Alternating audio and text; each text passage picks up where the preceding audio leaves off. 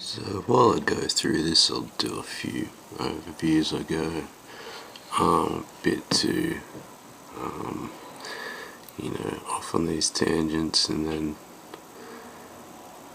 others probably don't know what I'm talking about. So I keep talking about make a point of mistakes in the tomb of Tutankhamun, apparent mistakes, even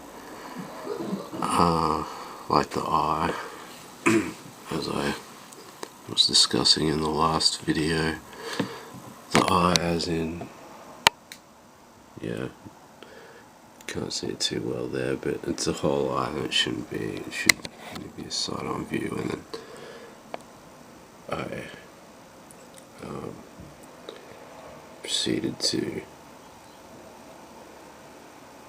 the example of the crossed arms, where it's not usually crossed in presenting the floral arrangements, the two floral arrangements, to the specific god or deity they are presenting them to in whatever picture. This one happens to be from the ivory box in the tomb of Tutankhamun.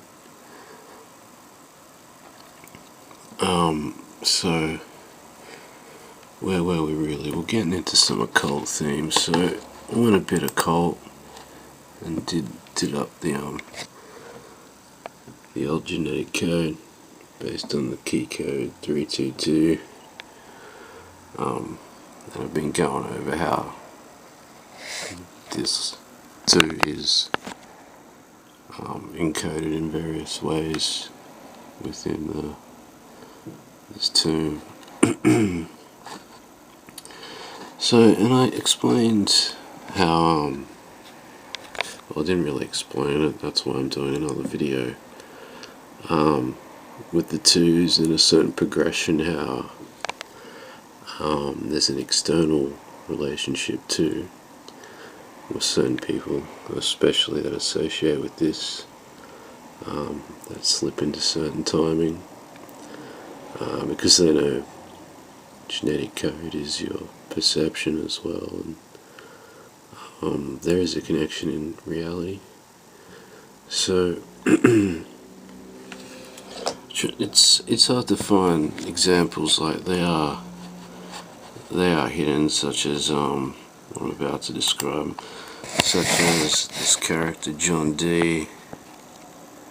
I'll bring forth an example of how it can work in external, and that'll go help me describe a bit more of the ancient history of this code. So John D was, who cares really? He was a mathematician, bit of an occultist as well. I think he was the one known for certain conjurings. So the entity him and this other dude, I think it was, conjured, gave him correct answers the first 2 times. As we see here, you see heads or eyes on the marks, genetic markers, 2 heads. So it'll tell you in sequence. So you conjure one of these things up, a non-biological entity managed to break the veil, as John D supposedly did. So it goes alright for a while, it seems, and then all of a sudden, bam, it starts telling you some crazy stuff. It doesn't even seem logical, but you do it anyway. That's the witch's curse. Sorry to say. Also, witches do use that. They'll make 2 predictions. It's all this trick in the book. Make a few predictions and then screw them over on the 3rd one. This is why people hate witches. So, and another, well, I was talking replicas and reversed symbology. So, once you follow it, like Heket, in opposition to presenting two flowers we see in this nice imagery here. So he is presenting as well, but as you can see, two very dangerous sharp objects, and they are metallic objects. In other areas, can see associated with Apophis and another reptilian force. So in previous videos, I've described the Ark and the two covenants. So, certain times, this thing will present itself with an option. But I've described all this, and also, the play on words, arcs, electrical arcs, crossings, bridges. Okay, so in these terms, like we're looking at the head as a theme of consciousness, but in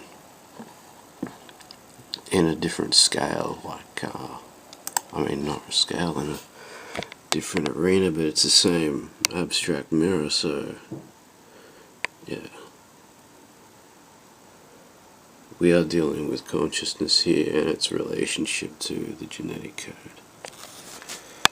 And since I referenced non-biological conjurings of certain entities, and it seems they have a relationship to the viral sequence in us, I should probably expand on that. So yeah, the head changed, as we can see. It tells a story. So I haven't got a picture of whatever, some being that's being conjured, but after John Dee, I think that's Queen Elizabeth. I think he was working for her, working for that vampire at the time. So, okay, where was I? I'll try and keep this short. So when the Nag Hammadi or the Enochian books excluded from the Bible talk about beings binding themselves with curses, I guess the only way to undo your programming would be to maybe install a virus. But also I think there was work done to take this certain thing out of the human code as well, as I'll further describe in probably my next videos. I'll focus more on Tutankhamun and the genetic codes, I guess, that he displays.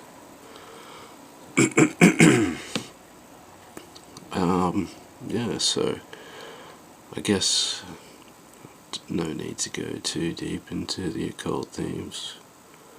It gets a bit shadowy, as long as you got the gist of it, where it comes from, I guess. Like a lot of people say, a lot of it goes back to Egypt. So, and this particular term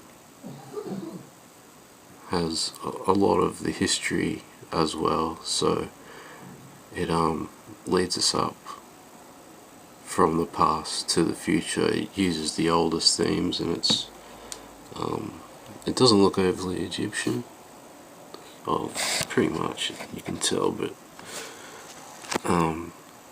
isn't all these like certain symbols and everything, but it tells a lot once you go into it.